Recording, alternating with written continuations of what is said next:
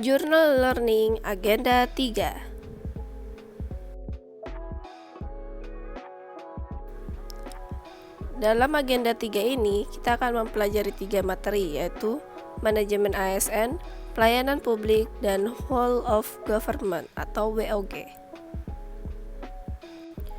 Materi 1. Manajemen ASN. Manajemen ASN adalah pengelolaan ASN untuk menghasilkan pegawai ASN yang profesional, memiliki nilai dasar, etika profesi, bebas dari intervensi politik, bersih dari korupsi, kolusi, dan nepotisme. Manajemen ASN lebih menekankan kepada pengaturan profesi pegawai sehingga diharapkan agar selalu tersedia sumber daya aparatur sipil negara yang unggul selaras dengan perkembangan zaman. Manajemen ASN terdiri dari PNS dan P3K. Kedudukan ASN. Pegawai ASN berkedudukan sebagai unsur aparatur negara yang menjalankan kebijakan yang ditetapkan oleh pimpinan instansi, pemerintah, serta harus bebas dari pengaruh dan intervensi semua golongan dan partai politik. Pegawai ASN dilarang menjadi anggota dan atau pengurus partai politik. Hal ini dimaksudkan untuk menjamin keutuhan, kekompakan, dan persatuan ASN, serta dapat memusatkan segala perhatian, pikiran, dan tenaga pada tugas yang dibebankan kepadanya. Untuk dapat menjalankan perannya dengan baik, pegawai ASN memiliki fungsi yaitu 1. Sebagai pelaksana kebijakan publik, 2. Pelayanan publik, dan 3. Perekat dan pemersatu bangsa. Tugas pegawai ASN. 1. Melaksanakan kebijakan yang dibuat oleh pejabat pembina kepegawaian sesuai dengan ketentuan peraturan perundang-undangan. 2. Memberikan pelayanan publik yang profesional dan berkualitas. Dan 3. Mempererat persatuan dan kesatuan negara Kesatuan Republik Indonesia. Fungsi kode etik dan kode perilaku. 1. Sebagai pedoman, panduan birokrasi publik atau aparatur sipil negara dalam menjalankan tugas dan kewenangan agar tindakannya dinilai baik. 2. Sebagai standar penilaian sifat, perilaku, dan tindakan birokrasi publik atau aparatur sipil negara dalam menjalankan tugas dan kewenangannya. 3. Etika birokrasi penting sebagai panduan norma bagi aparat birokrasi dalam menjalankan tugas pelayanan pada masyarakat dan menempatkan kepentingan publik di atas kepentingan pribadi, kelompok, dan organisasinya. Etika diarahkan pada kebijakan yang benar-benar mengutamakan kepentingan masyarakat luas. Pengelolaan sistem merit dalam pengelolaan ASN. Mendukung pencapaian tujuan dan sasaran organisasi, serta memberikan ruang bagi transparansi, akuntabilitas, objektivitas, dan keadilan. Sedangkan mekanisme pengelolaan ASN yaitu pengelolaan atau manajemen ASN pada dasarnya adalah kebijakan dan praktek dalam mengelola aspek manusia atau sumber daya manusia dalam organisasi, termasuk dalam hal ini adalah pengadaan, penempatan, mutasi, promosi, pengembangan, penilaian, dan penghargaan. Materi 2. Pelayanan publik. Pelayanan publik adalah pemberian layanan atau melayani keperluan orang atau masyarakat dan atau organisasi lain yang mempunyai kepentingan pada organisasi itu sesuai dengan aturan pokok dan tata cara yang ditentukan dan ditujukan untuk memberikan kepuasan kepada penerima layanan. Terdapat 3 unsur dalam pelayanan publik, yaitu unsur pertama, organisasi penyelenggara pelayanan publik. Unsur kedua, penerima layanan atau pelanggan, yaitu orang, masyarakat, atau organisasi yang berkepentingan. Unsur yang ketiga yaitu kepuasan yang diberikan dan atau diterima oleh penerima layanan atau pelanggan. 9 prinsip pelayanan publik yang baik untuk mewujudkan pelayanan prima, yaitu partisipatif, transparan, responsif, non-diskriminatif, mudah dan murah, efektif dan efisien, aksesibel, akuntabel, dan berkeadilan. 4 fundament pelayanan publik. 1. Pelayanan publik merupakan hak warga negara sebagai amanat konstitusi. Dengan demikian menjadi kewajiban pemerintah untuk menyelenggarakannya, baik dilakukan sendiri maupun bekerja sama dengan sektor swasta. Kedua, pelayanan publik diselenggarakan dengan pajak yang dibayar oleh warga negara. Artinya, para birokrat penyelenggara pelayanan publik harus paham bahwa semua fasilitas yang mereka nikmati dibayar dengan pajak yang dibayarkan oleh warga negara.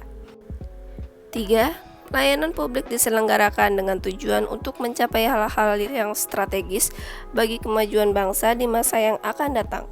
Karena sifatnya yang demikian, sebagai seorang ASN, saudara harus paham bahwa kegagalan dalam berkontribusi untuk menyelenggarakan pelayanan publik yang berkualitas akan berakibat pada kegagalan kita sebagai bangsa dalam mewujudkan cita-cita bersama. Keempat, pelayanan publik memiliki fungsi tidak hanya memenuhi kebutuhan warga negara sebagai manusia, akan tetapi juga berfungsi untuk memberikan perlindungan kepada warga negara. Etika dan etiket mengatur perilaku manusia secara normatif, artinya memberi norma bagi perilaku manusia dan dengan demikian menyatakan apa yang harus dilakukan atau tidak boleh dilakukan. Beberapa etiket dasar yang harus dilakukan ASN yaitu 1. Politeness, yaitu sikap sopan yang harus diperlihatkan kepada pihak lain dalam suatu komunikasi. 2. Respectful, yaitu sikap menghormati dan menghargai pihak lain secara baik dan wajar. 3. Attentive, yaitu sikap penuh perhatian yang diperlihatkan kepada pihak lain dan diberikan secara baik dan wajar. 4. Kooperatif, yaitu sikap suka menolong pihak lain yang memang membutuhkan pertolongan sementara sebenarnya kita sanggup dan mampu memberikan pertolongan. 5. Tolerance, yaitu sikap tenggang rasa terhadap orang lain agar dapat diterima dan disukai di mana saja kita berada. 6. Informality, yaitu sikap ramah kita perlihatkan kepada pihak lain, bukan sikap formal atau resmi, melainkan familiar, akrab, dan bersahabat. 7. Self-control, adalah sikap menguasai diri dan mengendalikan emosi dalam setiap situasi. Kita harus memiliki kesabaran dalam menghadapi pada pelanggan. Beberapa manfaat dari etiket yaitu 1. Komunikatif, adalah memudahkan berhubungan dengan baik dengan setiap orang dan pandai membaca situasi. 2. Atraktif, mampu mencari bahan pembicaraan tanpa melukai perasaan pihak lain dengan diimbangi sense of humor yang tinggi.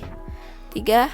Respectable, adalah lebih dulu kita menghargai orang lain dan jangan menuntut untuk dihargai orang terlebih dahulu. 4. Self-confidence, memupuk kepercayaan dan keyakinan pada diri sendiri dalam setiap situasi. Materi 3. Whole of government.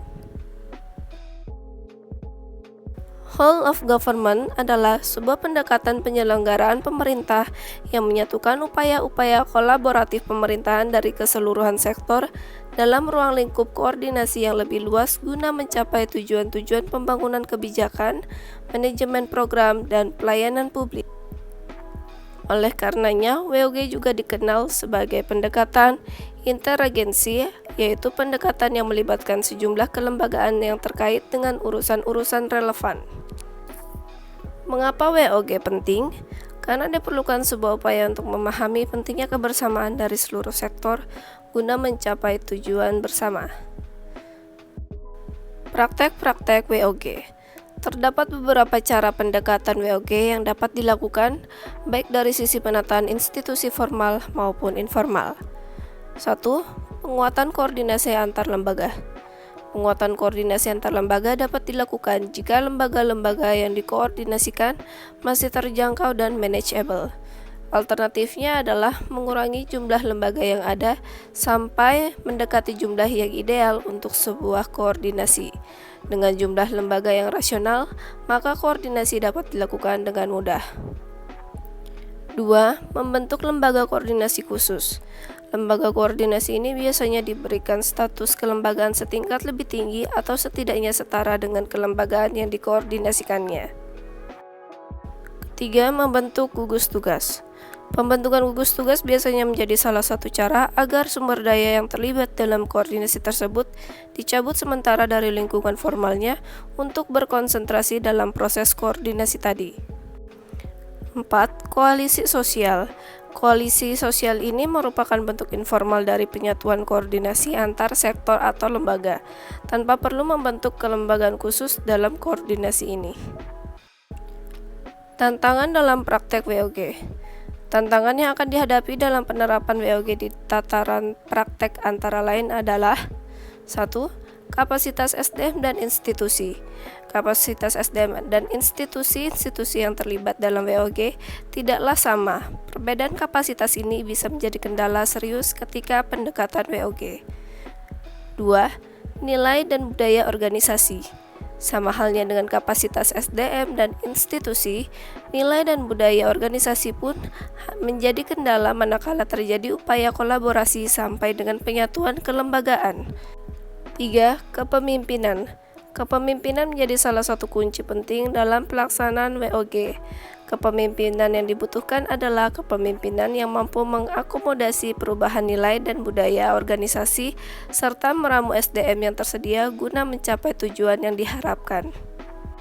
Sekian Journal Learning agenda 3 dari saya. Apabila ada kurang dan salah, mohon dimaafkan. Terima kasih.